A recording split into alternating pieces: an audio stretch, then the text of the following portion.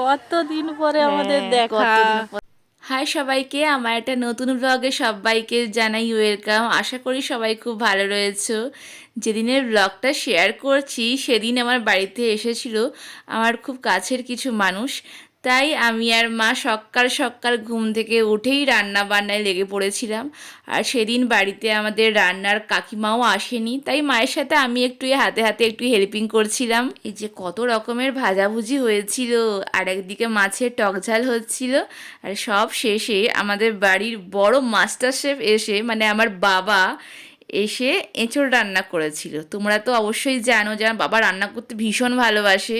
এই যে আমার বান্ধবীও চলে এসেছে, আমাদের আসলে অনেক দিন পর দেখা, তাই আমরা দুজন দুজনকে দেখে খুশিতে একদম আত্মহারা হয়ে গিয়েছিলাম। আর এই মিষ্টি পুচকিটা হলে আমার বান্ধবীর মেয়ে। আর ওরা আসতেই মা সঙ্গে সঙ্গে লাঞ্চে বসিয়ে দিয়েছিল, কারণ ওরা অনেকটা দূর থেকে এসেছিল, হলদিয়া থেকে। আর যেহেতু আমি মায়ের বাড়িতে রয়েছি বলাইপন্ডাতে, তাই হলদিয়া থেকে বলাইপন্ডার ডিস্টেন্সটা তো অনেকটাই।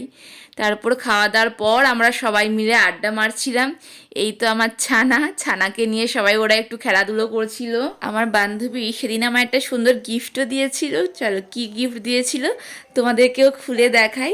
দেখো কত সুন্দর একটা গণেশ ঠাকুর দিয়েছে, আমার তো ভীষণ পছন্দ হয়েছে। তোমাদের কেমন লেগেছে অবশ্যই কিন্তু জানিও কমেন্ট করে। আর ভিডিওটি ভালো লাগলে অবশ্যই কিন্তু লাইক কমেন্ট শেয়ার করে দিও। আজকের মতো এখানেই টাটা, দেখা হবে অন্য কোনো দিন অন্য কোনো ভিডিওতে।